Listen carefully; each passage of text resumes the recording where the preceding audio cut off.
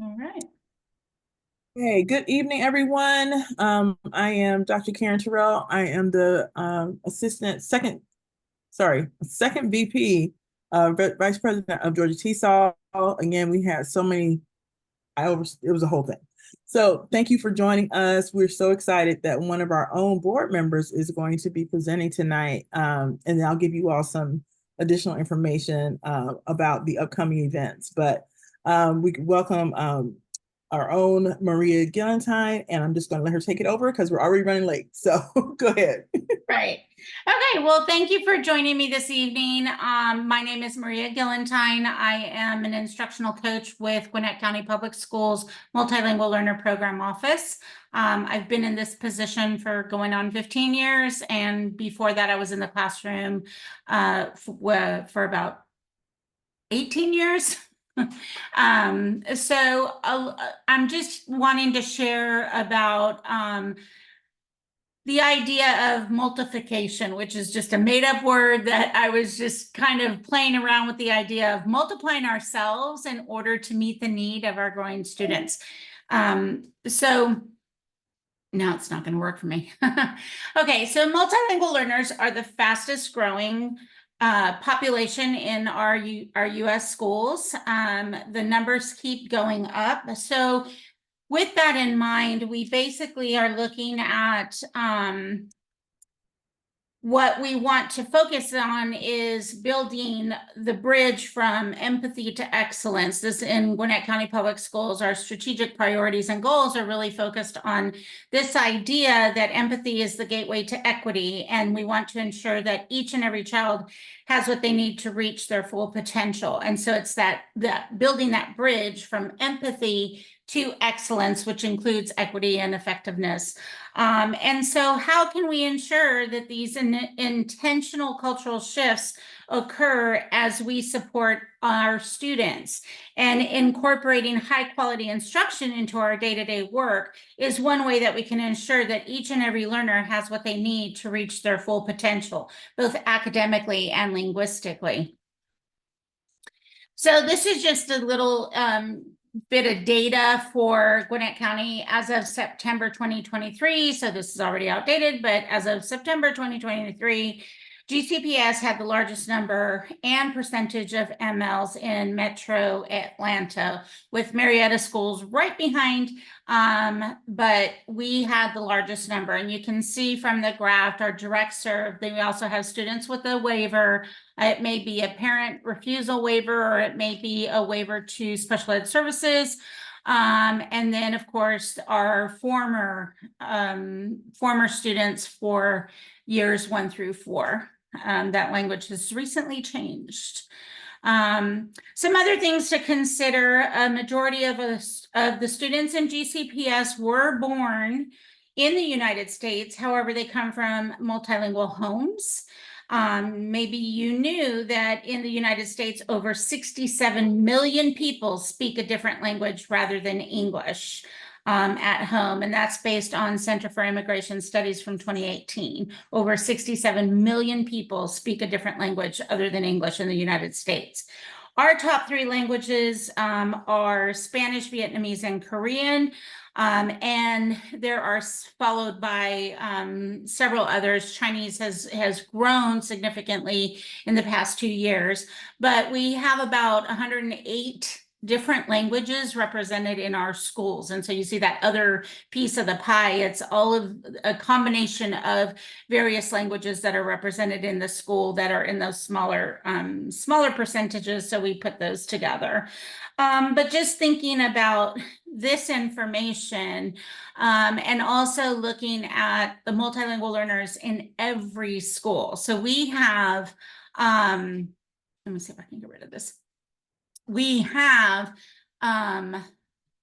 basically multilingual learners in every one of our schools. The top 3 in our district are Meadow Creek with 7,440 ESOL students, Berkmar with 5,513 MLs, Discovery Cluster at 2,690, and down to Mill Creek Cluster with 800 multilingual learners. So what does this make you think about? Does it challenge the idea of having only our ESOL teachers being responsible for the success of our multilingual learners? It does me. We are looking at well over 40,000 students, and we have approximately 3,359 teachers who are ESOL endorsed. So how do we meet that need? The need to multiply our high qualified ESOL teachers, expert leaders, and build capacity of all teachers. That's the multiplication. I'm thinking multiplication, multiply yourself.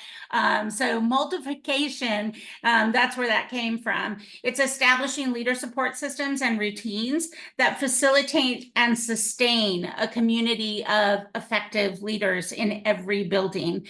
So we must multiply strong leaders to create inclusive environments and promote a high performance culture for all of our multilingual learners in our respective school settings. Oh, what's it doing? So these are some of the federal requirements and landmark rulings that you're probably familiar with. I'm trying, let me get this out of the way. There we go. So let me go back to this really quick if I can. No, the computer's not being helpful. Anyways, the federal requirements and landmark rulings you're probably all familiar with, but basically it's what guides federal requirements for our schools, and it determines how we have to support our students and what the program should look like. And so that's kind of the basis for what we need to do. So ML student support structures, we're looking at how many teachers we have who directly support our ML students versus how many we ought to have, and that is the true challenge. So some of the student support structures that we put in place to kind of help with this is our efforts to increase the number of teachers that are ESOL endorsed or certified, and I'm going to talk a little bit about that. Providing access to incentives for ESOL lead teachers and department chairs for additional work, so that would come through the Title III budget, working collaboratively with the federal programs department to make those opportunities happen.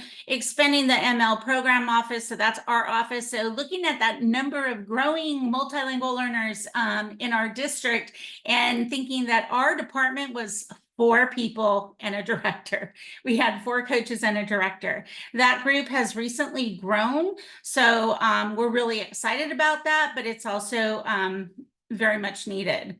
So some of the opportunities to improve these processes include examining the balance of compliance oversight and management workload at the local level and enabling focus on instructional support, improving those supports for school leaders around understanding and utilizing access data to better support the MLs, and continuing to explore and test district and local school level process improvements. So kind of just figuring out how we can best prepare and support our school leaders. So with the instructional supports and family connections, we want to continue the expansion of the Instructional Conversations Initiative, and I'll talk a little bit about that, and the cross-curricular collaboration. So, you know, just the collaboration with our office along with the science and math and social studies and language arts and special ed and staff development, data governance, all of these different departments or offices that are working together to meet the same goal. Adopting curriculum materials specifically for English language development courses. We have 2 pilots going on, one for secondary and one for primary, so that resources and enhancing communication with the families and the communities around. So we also have our International Newcomer Center that does a fantastic job with family outreach and intake. And so we do a lot to partner with them as well.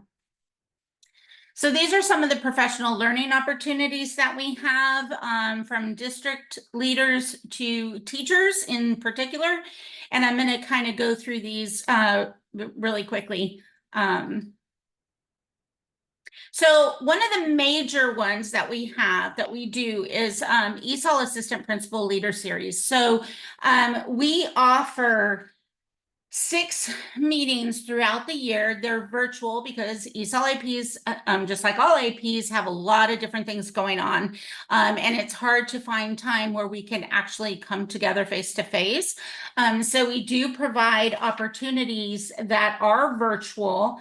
And they are recorded and then they are made available on our online communication center, which I'm going to share in a little bit. But essentially, we have 6 meetings throughout the year. There's a topic specific for each one. We kind of follow along with what the state has been doing with their leader series for ESOL directors.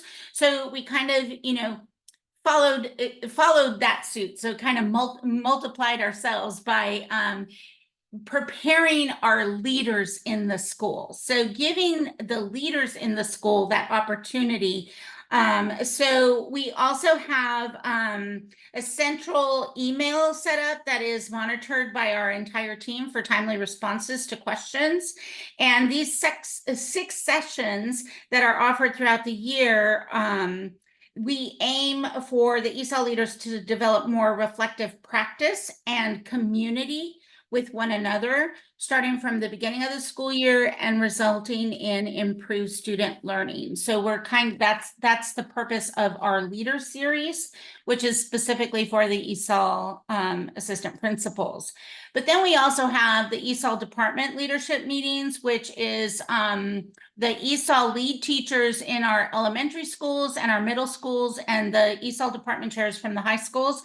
We bring them all together, and this is 4 times a year, and we do this face to face because it's really important to come together to go over compliance, to make sure that the programs in the schools are as efficient and as effective as they can possibly be. So that's how we're multiplying ourselves. Our little team at the district, we are training and providing information, timely information, to the leaders in each of the school buildings, so then they can go and communicate that information to their school leaders and their teachers. So we do 4 a year. And these are the face-to-face meetings with all the ESOL teachers. And these sessions are spread out through the school year. Again, like I said, to offer that timely compliance information along with new learning and then network opportunities. So we try to do a mix with all of the levels, but then we may also break out where it's very specific to what elementary needs, what middle needs, and what high school needs.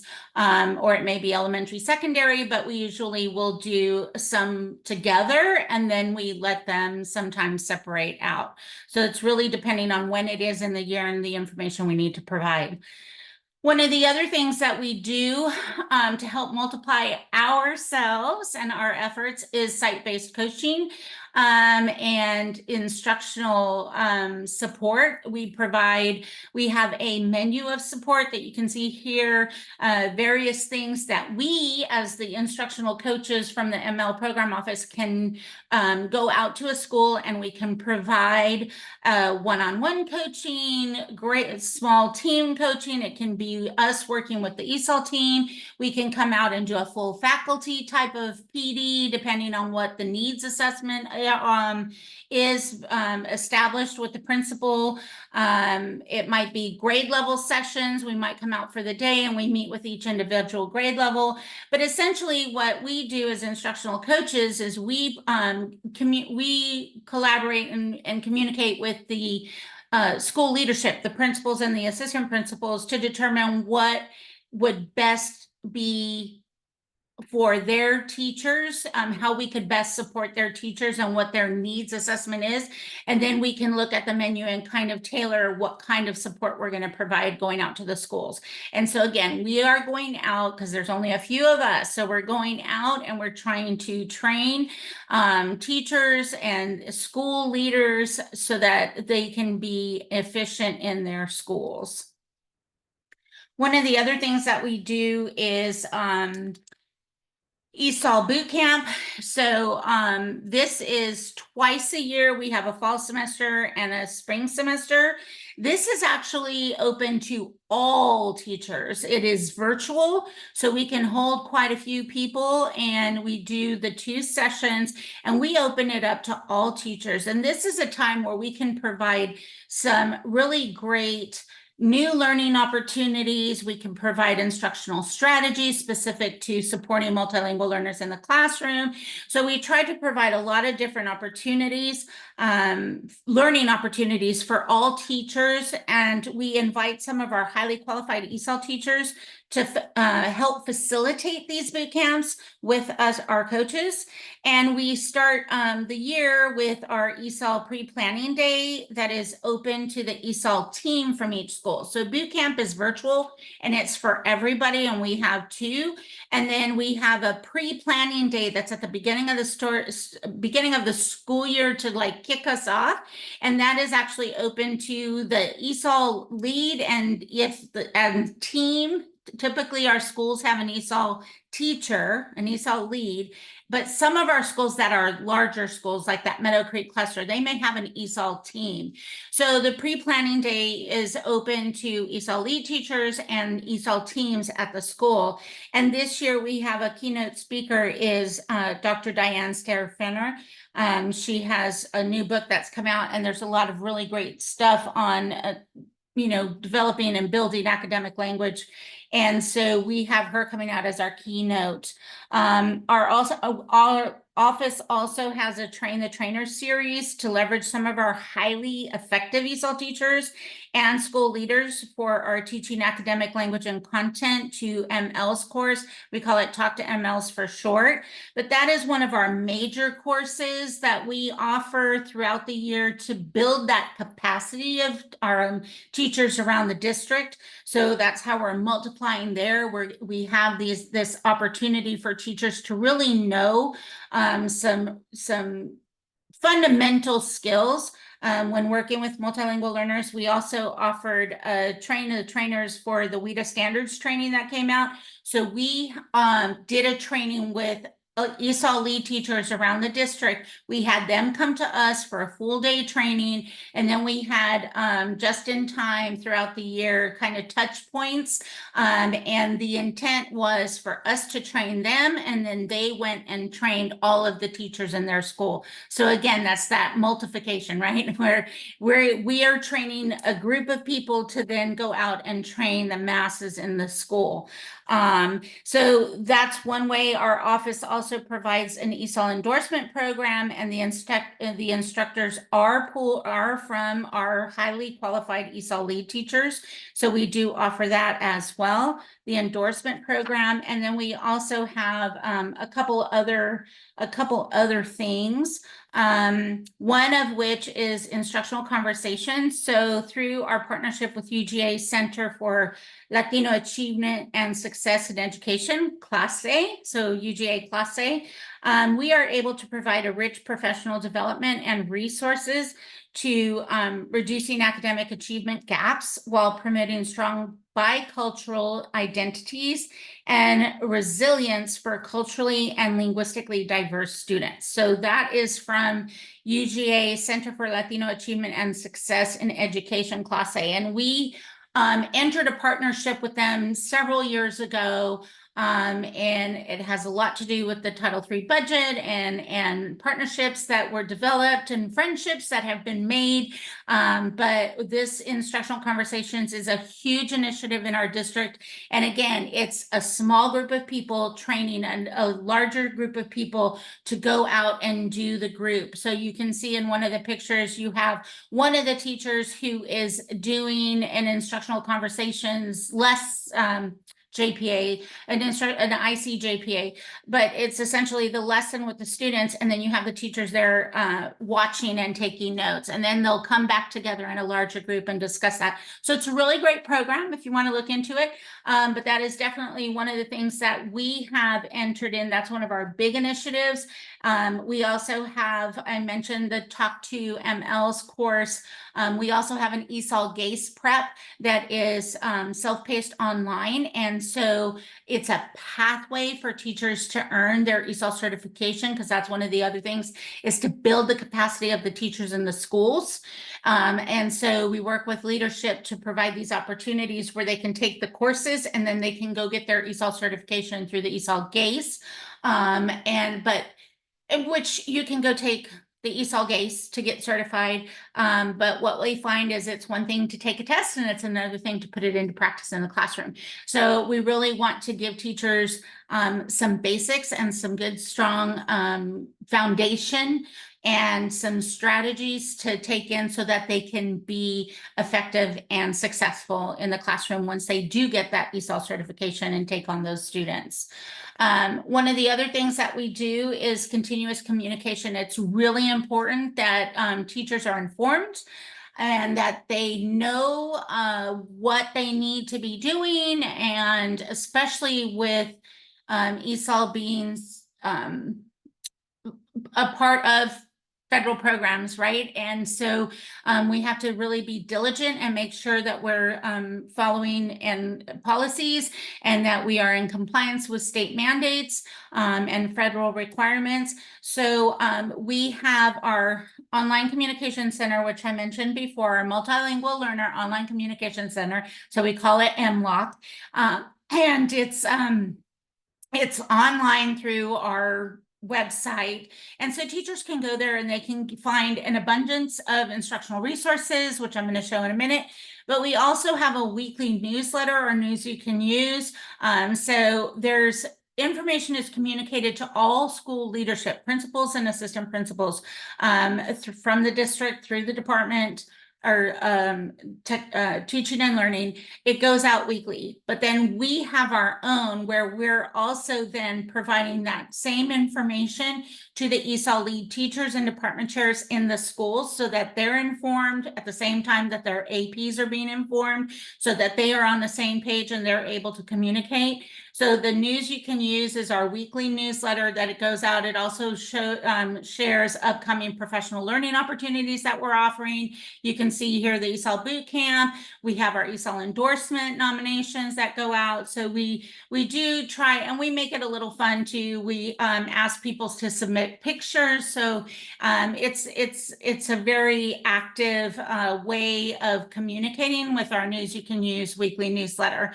And we do have ESOL leads, department chairs, as well as ESOL APs that receive the news. And we even have some district leaders who have requested it. So that information goes out. So this is just a little breakdown of what that MLOC looks like. So within each of the flags on the MLOC is high quality support resources. So we have our handbook on there so you can see all of the policies and procedures and compliance and how you're supposed to do things, parent notification, alternate access, reclassification. All of that information is in our handbook, and that's one of the flags. Then we have WIDA resources, which shares the big ideas, the framework manual, implementation guide. Instructional resources has a lot of different go-to strategies, academic language functions toolkit. So we have worked to put together we have our instructional pillars, which is based on the CREED standards. And then within each of those pillars, we have instructional strategies. So we share these strategies, we do professional learning on these strategies, and then we have resources on the MLOC that teachers can just go and get themselves. The leader toolkit is a lot of the things. We have a checklist for our ESOL APs and our ESOL lead teachers. We have a calendar for them that basically says, this is what you should be completing this month. This is what should be going on in October. This is what should happen in November. There's a checklist of everything that you need to get done at the beginning of the year. And then we have another one for the end of the year. We have look fors. These are the kinds of things that you should expect to see in a classroom of multilingual learners. These are some look look for. So these are some different strategies that you would want teachers to be using. So we have all of these tools that we have created and that we provide to them. Assessment and accommodations, pretty much that's our partnership with assessment and accountability, and we share what we can with them there. Professional learning is just kind of where we list our professional learning, but that is also where we would put our recorded boot camp, our recorded leader meetings that we do virtually. Anything that we do that's recorded, we would put it there so teachers can go back to it, especially like our ESOL APs, even though we do it virtually and we do our best to not interfere with other things. There's just always so much going on that they maybe still can't make it to the virtual meeting. So we do record it so that they can come back to it later. So, and then of course we have posted the different clusters that each one of us supports, so they know who to reach out to. If they want to reach out to us directly for anything, to have us come out, or just to have questions. But we also do have our team email box, and that's pretty much it. So I know it was a lot of stuff, but I was trying to go really quickly, so we stayed on time. And that my information is there. Please feel free to reach out to me with any questions that you might have. But I'm going to, I think I'm going to stop sharing, I hope. Does it, I don't know. Thank you so much. Yeah. There was one question in the chat. Can you share what programs you're piloting? I don't know if you cover it. What? Just reiterate. It says, what can you share what programs you're piloting? Oh, yeah, it's a new program.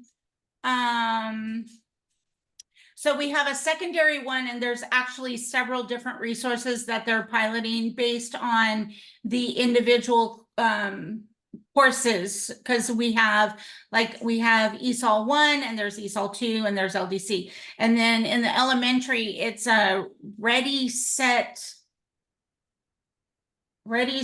something. It is specifically for newcomers. So in the elementary, the one that we're piloting is to support all of the students who are entering at that beginning and emerging proficiency level that are new to U.S. schools, because that is where the biggest need was in the elementary schools. That is what our school leadership was asking about. So that's kind of where we put that.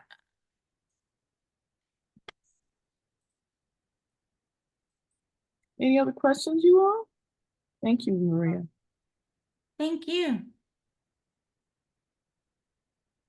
Well, I hope it was helpful information. I guess the biggest thing is that when you only have a few people and you have masses that you got to train, some of the key things are to have opportunities where you can bring in some of your influencers and those who are highly efficient and effective in what they're doing, because you want those to be the role models and the examples for the others. And then you want to train them so that they can then go out and share and spread the wealth, so to speak. And that's how we can reach further. And that's the idea of this multification. I was like, what am I so going to call it? David asked me, is that a word? I'm like, I think she made that one up. I love it. I was like, what am I going to call it? I'm like, multiplication, but it's not. So I love it. I love it. Well, thank you, Bill. Yeah. Any other questions? Yeah, and feel free to reach out. I'm happy to share whatever we have. I'm sorry I don't have the names of the pilots. The elementary one is just starting, literally just starting. We're just meeting with the vendor when I go back in July. And the secondary one I wasn't quite too involved with. So, but I'm also happy to be a Georgia TESOL member. So if you have not yet put in a proposal for our conference coming up, please do so. And we look forward to seeing you there. Yeah. Yes. Yeah. The other thing, we're taking a month off for the professional from the professional learning series because it's summer and everyone's busy, or trying to relax, one or the other. Yeah. So we'll be back in August and with two powerhouses. Our international president, Deborah Suarez, is going to do a session on adult education, and then the 2003 TESOL International Teacher of the Year is going to join us in August as well to talk about what he's been doing in terms of policy and teaching multilingual learners. So that's going to be really interesting stuff. In addition to yours, Maria, it's very interesting stuff. Oh, yeah. So we come back and Yeah, absolutely. yeah, That sounds it's going to great. be fun. So and then of course we are gearing up for our conference, as Maria mentioned. So please, please, please mark your calendars and put in for to do presentations. We love it when teachers and faculty, administrators, whoever, like hearing the K-12 voice is so important at these events and sharing what you all are doing. So we would love to have you as a part of our conference this year. And we will be back in Athens. I think it's the first weekend in November. We are going to have a pre-conference day on the 31st. That will be, I think it's going to be completely online. So there's a lot of options for this fall as well. So if you all don't have any questions, we will see you soon. Have a wonderful summer, and thank you, Have a Maria. wonderful summer. Yes, thank you. And I was just saying, Jill, if you want to send me an email, I can look up those names and send you specifically what we're piloting. Okay, thank you. Yep, sure. But have a great summer. Thank you, everybody. Bye. Bye. Bye.